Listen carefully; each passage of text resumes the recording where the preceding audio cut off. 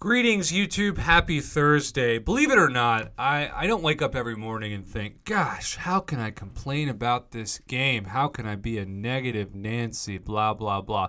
No, I wish this game didn't have any bugs. I wish there was nothing to do a video about in regards to having to be critical of. When I first started playing this game, I want to say for the first year and a half to 2 years, I don't remember ever talking about bugs. And most importantly, I remember several times I would log in and my inbox would have this random compensation package full of great items like revives and health potions and even 4-star shards, which at the time felt like 6-star shards because of how valuable 4 stars were, especially pre-patch 12.0, Thor and Scarlet Witch, Black Widow, etc. And I didn't even know why they were there because the game could have been down for like, I don't know, 10 minutes. And they would immediately apologize. And I just thought, wow, what a great company. What a great game. And then the company changed hands. And it became the exact opposite, where we would know about so many bugs, and we would know about so much lag and overheating, and even, of course, emergency maintenance, and nothing would ever be responded to. It would be as if the game was like, yeah, we don't care that you couldn't play today. Just go away. So, I say that to say, I've known about this bounty mission exploit for weeks now. And some people behind the scenes have been asking me why I didn't do a video on it. And I didn't want to be quick to do a video because I wanted to see how this thing played out. And today, we now know how this plays out. Now, if you have no idea what I'm talking about, which I'm guessing is some of you watching this, let me just catch you up a little bit.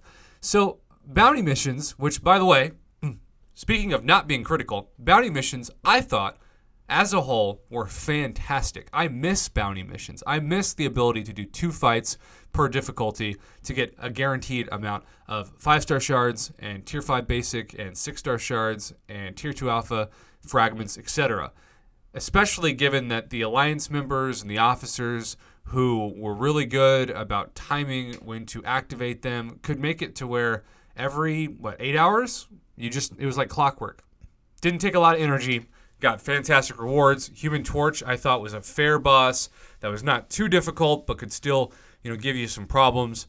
And overall, way to go, Kabam. You improved the bounty missions event, something that used to be literally the bane of the community's existence, and made it so much better. They deserve 100% credit for that. And assuming that it keeps with the same format, I'm really excited about the next time that event comes back around in the contest, which I never ever thought I would say.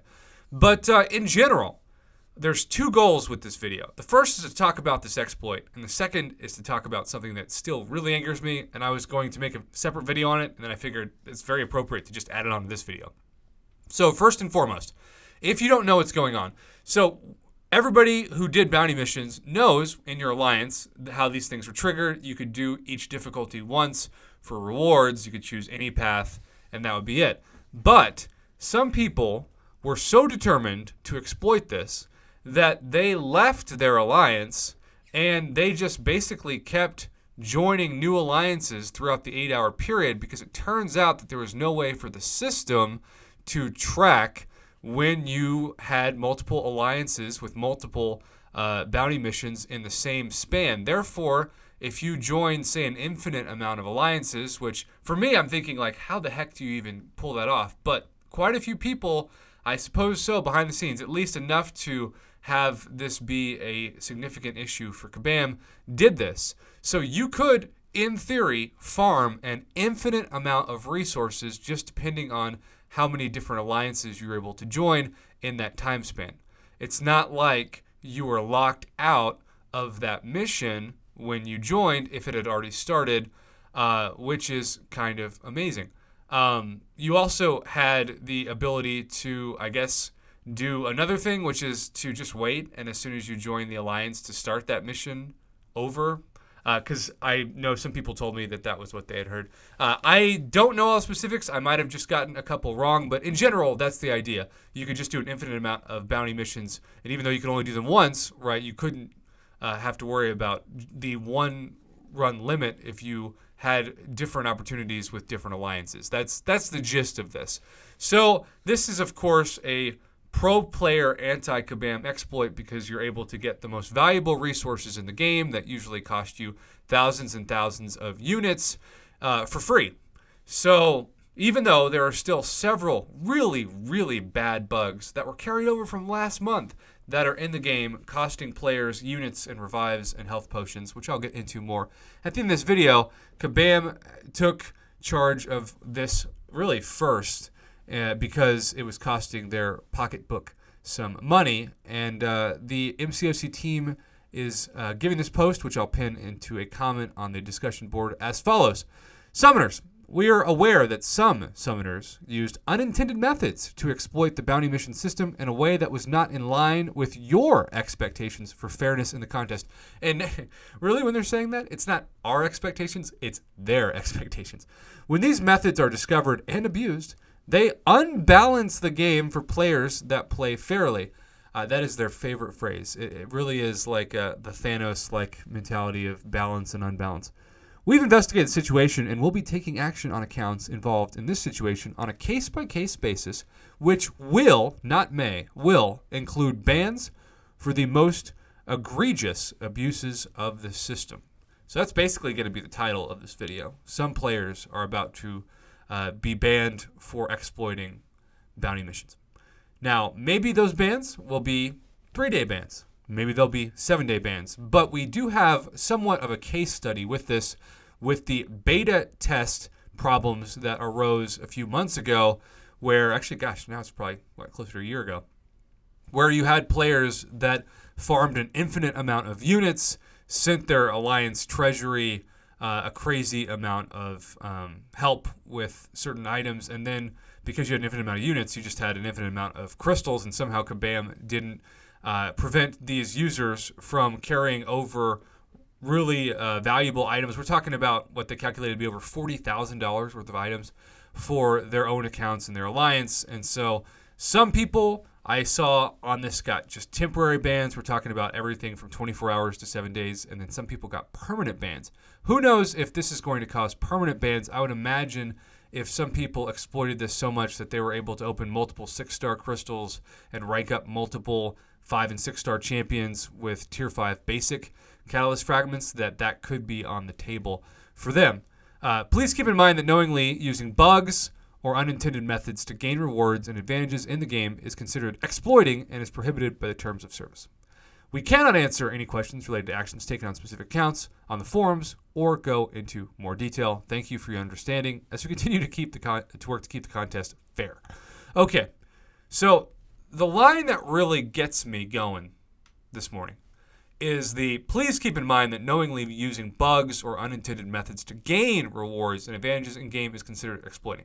Now, while I get that, you've got to understand that there are bugs that are pro-Kabam. When I say that, what I mean is that they hurt all players and they help Kabam because they hurt players who are playing the game fairly, and yet to no fault of their own, they are at a higher percentage chance of being knocked out or at least losing health. The bug that I'm talking about most with this is the bug that, for the life of me, I have no idea how Kabam has not made this a priority, but it is driving me maybe more crazy than any bug I have ever seen in the 4 years I played this game, and that is the Special 3 bug that continues to have your champions on occasion charge the opponent and instantly get wrecked. This has cost me valuable health and or revives in dungeons, in variant difficulty, and now most recently with the nameless Thanos boss. And I am somebody who has a 565 Hyperion, Sig 200. I use him in so much content, and of course I like to build up his power, particularly his Special 3. And the amount of times that my Hyperion has been knocked out in the past month plus, I have just lost count. And there's really nothing I can do. So it's gotten to a point where I have real anxiety when I use a Special 3, especially with Hyperion, because I don't know if that bug is going to be activated. And this could, in theory, especially because Hyperion is a great counter for things like Node 29 Killmonger or Medusa, this could, in theory, still cost some alliances war points and or war wins, right? Like if you've got the same number of deaths as your opponent, and then you lose out because your Hyperion charges and you're not able to catch it in time, because sometimes I immediately try to swipe back and that works, but sometimes it doesn't. And that bug could literally be the difference between a win and a loss in Alliance War. And since we are starting a new season, it is imperative that Kabam finally fix this. But they're not making this a priority because it, one, affects all players. As much as I love my Domino, and as much as I really appreciate that they worked on trying to fix her heavy bug, it didn't affect anyone that didn't use a Domino or didn't have a Domino. Whereas the Special 3 bug affects everybody with any champion that has a Special 3, which is every champion that is a certain ranking, a rank 2 or rank 3 of a 2-star champion and above. Basically any champion that has the capability of a Special 3. 1-stars, of course, do not. But 2-stars do, and everything above it certainly does. So I can't believe the Special 3 bug is still not fixed, because it literally contradicts this sentence about knowingly using bugs for exploitation, even though if Kabam knowingly has bugs in their system that hurt all players, they're very slow to fix it because it makes them more money. But here's the problem, Kabam. You also lose not only the trust of your player base, but also the enjoyment of your player base. Something is not fun when it doesn't work. This analogy may not work to some people, but I feel like that bug is like if you put your car in reverse and then without warning, it would sometimes just hit the gas, right? That's what that bug is. And if that happened with your car, you would fix it immediately because you would die if it didn't work. In this game, if this bug isn't fixed, you have a chance of dying immediately if you get knocked out, especially if you're fighting a really tough boss, whether that be in Variant or the Event Quest, Alliance War, etc. The fact that Kabam has known about this, because I have filed several help tickets myself, and of course I normally get the response of a large number of summoners are contacting us about this issue. We may or may not be able to get back to you with a response, which they haven't, by the way. But it's been going on for multiple patches, and it still isn't fixed. And so they're so worried about focusing on issues like this, which, given, I completely understand. If I was them, I would be worried about this. But they also need to be just as worried about bugs that are hurting, and instead of exploiting them, they're actually exploiting us. And that's the biggest issue I see with this bug trend.